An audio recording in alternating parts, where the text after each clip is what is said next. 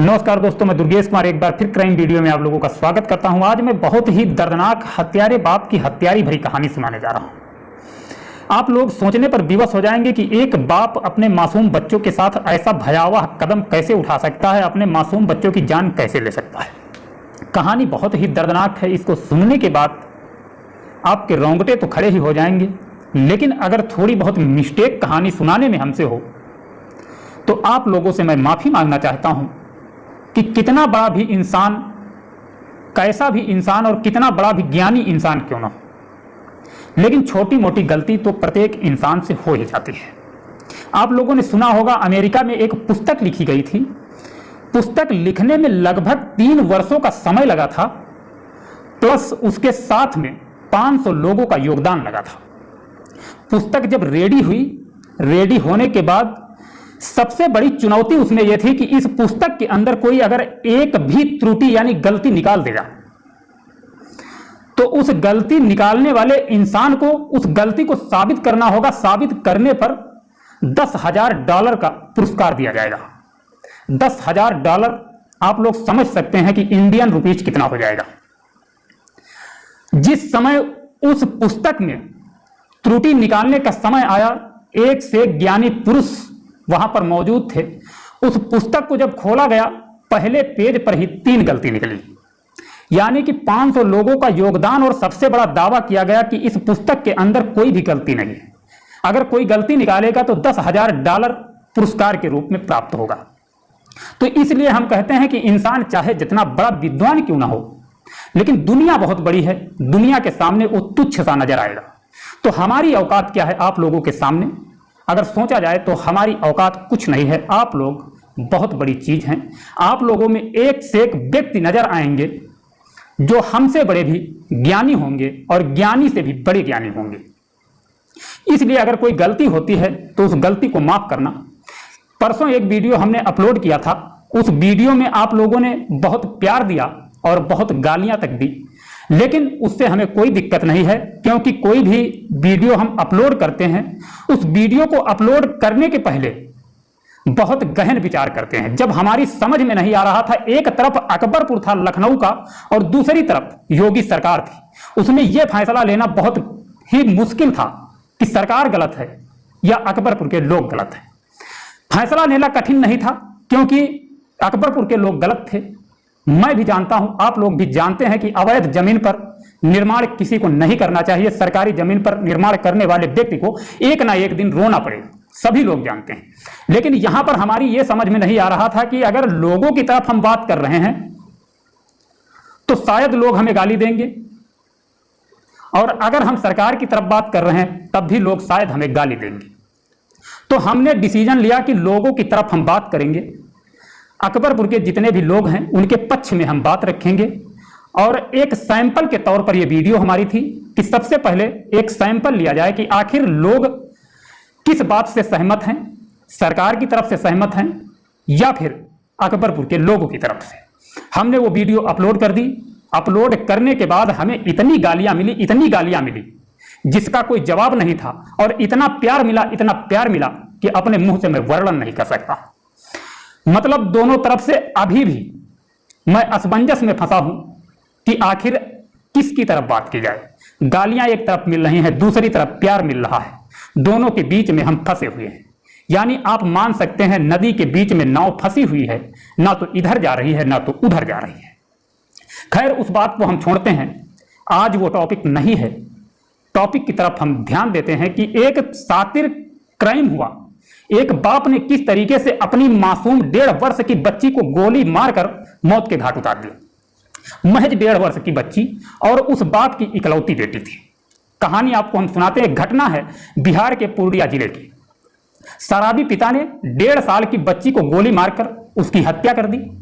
हत्या करने के बाद जो उसने किया, खैर आप लोग खुद एहसास कर सकते हैं कि गोली मारने के बाद इंसान अपने बच्चों को क्या, किसी के साथ भी गलत क्राइम करे तो इंसान क्या करेगा। आप लोग भली भांति जानते हैं कि वो इंसान गोली मारने के बाद वहां पर रुकेगा नहीं। यही होता है। शराबी पिता था, और आप लोगों से हम रिक्वेस्ट करते हैं कि अगर शराब की गंदी लत है तो उसे आज ही छोड़ दीजिए। घटना मीरगंज थाना क्षेत्र के पहाड़ टोला गांव की है। दीपक नाम का व्यक्ति होता है, दीपक यादव। शराब की इतनी गंदी आदत थी उसकी कि जिसका कोई रिकॉर्ड नहीं था। शराब पी करके आए दिन परिवार में कलह फैलाना, झगड़े करना, पति पत्नी में अनबन रहना उसका आए दिन का पेशा था। आए दिन झगड़ा करना, पत्नी को मारना, बच्चों के साथ बुरा सलूक करना। हालांकि बच्ची एक ही थी और मासूम बच्ची 1.5 वर्ष की बच्ची थी। इससे पहले भी कई बार वो अपनी मासूम सी बच्ची को पीट चुका था शराब के नशे में। इतनी गंदी आदत थी कि उसकी गंदी आदत सुधर नहीं रही थी। पत्नी आए दिन अपने पति को समझाती थी कि ये बहुत ही गंदी आदत है, शराब को छोड़ दीजिए, परिवार में बरकत नहीं हो रही है, परिवार में जितना भी पैसा आप कमा करके लाते हैं वो शराब में चला जाता है, हमारे घर में आए दिन कलह बनी रहती है। अगर आप शराब की ये गंदी आदत छोड़ देंगे तो शायद हम और हमारी बच्ची और आगे शायद जो बच्चे होंगे वो शायद खुशहाली की जिंदगी जिएंगे, अगर शराब की इस गंदी बुरी आदत को आप छोड़ देंगे तब। लेकिन पति दीपक की ये आदत सुधर नहीं रही थी। हालांकि वो कहता था कि हम शराब छोड़ देंगे, बहुत जल्द शराब छोड़ देंगे, लेकिन कहने और सुनने से कोई मतलब नहीं था, क्योंकि वो अपने दिमाग से कभी भी नहीं सोचता था, अपने दिल से कभी भी नहीं सोचता था कि ये बुरी आदत है, इस आदत को छोड़ देना बेहतर है। इस आदत को अगर हम छोड़ देंगे तो हमारे परिवार में खुशहाली होगी और जो पैसा शराब से बचेगा, ऐसा गलत जगह पर बर्बाद नहीं होगा, शराब में नहीं बर्बाद होगा, हमारे परिवार के लिए बहुत ही नेक काम होगा। कभी वो दिल से नहीं सोचता था। यही आदत उसको ले डूबी। आज वो सलाखों के पीछे है। जिस तरीके से वो सलाखों के पीछे है, शायद उसके ऊपर कोई भी जेल का कैदी खुश नहीं होगा, क्योंकि ऐसा क्राइम उसने किया है जो बहुत ही दर्दनाक क्राइम है। सबसे पहले मैं बताता हूं कि ये कहानी शुरू कहां से होती है, ये क्राइम वाली कहानी कहां से स्टार्ट होती है, दीपक कैसे इस कहानी को बढ़ावा देता है, कैसे इस कहानी पर वो जोर देता है। काम करके शाम को आता है, वही तकरीबन 9 बजे के आसपास। 9 बजे के आसपास जब आता है, खाने को लेकर के पति और पत्नी में झगड़ा होने लगता है। पति कहता है खाना निकालने के लिए, तो पत्नी कहती है कि आप शराब के नशे में आए हैं और शराब के नशे में इतना धुत है कि आपके पैर लड़खड़ा रहे हैं, आप सही से खड़े भी नहीं हो पा रहे हैं। पत्नी की यही शब्द पति की क्रोध की ज्वाला को भड़का देते हैं। पति इतना ज्यादा क्रोधित हो जाता है कि पत्नी के ऊपर वो हाथ उठा देता है। जब पत्नी के ऊपर वो हाथ उठाता है, पत्नी को बुरी तरीके से पीटने लगता है।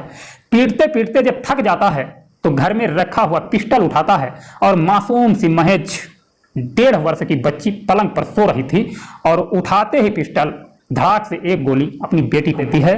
कुछ ही समय बाद फूल सी कली पल भर में मुरझा जाती है। पल भर में आप मान सकते हैं कि उसके मांस के लोथड़े उड़ जाते हैं। इतना सब होने के बाद आसपास के लोग, परिवार के लोग एकत्रित हो जाते हैं। पूरे घर में कोहराम मच जाता है, पूरे गांव में मातम सा छा जाता है। इतना माहौल पूरे गांव का बिगड़ जाता है कि कोई किसी से बात करना नहीं चाहता है, कोई किसी से बोलना पसंद नहीं करता है। एक हिसाब से आप मान सकते हैं कि पूरे गांव में मातमी सन्नाटा छा जाता है। लगभग 15 से 20 मिनट का समय गुजरता है। मीरगंज थाने को सूचित किया जाता है। मौके पर एसएफएल टीम के साथ मीरगंज थाने की पुलिस पहुंचती है। पुलिस जब पहुंचती है, परिवार के लोगों से पूछताछ की जाती है। जब परिवार के लोगों से पूछताछ की जाती है तो परिवार के लोग सीधा दीपक यादव के ऊपर निशाना साधते हुए कहते हैं कि वही कातिल पिता है, इस मासूम सी फूल सी कली का कातिल इस मासूम सी कली का पिता है। पति पत्नी में झगड़ा होने के बाद फूल सी नन्ही सी 1.5 साल की बच्ची के ऊपर पिता ने बेरहमी से गोली मार दी और गोली मारकर इस मासूम सी बच्ची की हत्या कर दी। अब पुलिस पूछताछ करने के बाद जब इतना सुनती है, कोई भी हो कलेजा कांप जाता है, पुलिस सख्ते में आ जाती है। अब पुलिस दीपक यादव को हिरासत में लेने के लिए उसकी तलाश शुरू कर देती है। दीपक यादव मौके से फरार हो चुका था। तलाश करने के बाद लगभग 3 से 4 घंटे बीत जाते हैं। तकरीबन 1:30 से 2 बजे रात में उस दीपक यादव को पुलिस हिरासत में लेती है। हिरासत में लेने के बाद उसे जेल भेज दिया जाता है। अब कोर्ट निर्णय करेगा कि आखिर उसके साथ करना क्या है। इसने जो क्राइम किया है, जो मासूम सी बच्ची को मौत के घाट उतारा है, उसके लिए पुलिस का जो काम था, पुलिस अपना काम कर चुकी है। अब कोर्ट क्या निर्णय सुनाता है। और मेरा यही कहना रहेगा कि ऐसे कातिल को, ऐसे बेरहम बाप को फांसी की सजा होनी चाहिए, जिसने मासूम सी बच्ची को मौत के घाट उतार दिया। जरा भी रहम नहीं आया। अपनी मासूम सी बच्ची को उस कातिल पिता ने गोद में खिलाया होगा। उस मां के दर्द से पूछिए जिस मां ने अपनी नन्ही सी बेटी को जन्म दिया होगा। कहते हैं जिस समय कोई माँ अपने बच्चे को जन्म देती है तो 20 हड्डियां टूटने के बराबर दर्द होता है। उस बेरहम पति ने अपनी पत्नी का दर्द नहीं समझा, और दर्द ही नहीं बल्कि अब आगे हम क्या कहें, आप लोग सुन चुके हैं जैसा घिनौना कृत्य उस बाप ने किया है। अब खैर इस घटना से हम लेना चाहेंगे इजाजत, मिलेंगे नेक्स्ट वीडियो में। आप लोग जिस तरीके से प्यार बरसाते रहते हैं उसी तरीके से मोहब्बत आप लोग बरसाते रहिए। हम आपको आए दिन नई नई क्राइम की कहानियां सुनाते रहेंगे। मिलते हैं नेक्स्ट वीडियो में, तब तक अपना ख्याल रखना, अपने परिवार का ख्याल रखना, बच्चों के साथ हंसी खुशी से जिंदगी गुजारते रहना। जय हिंद, जय भारत।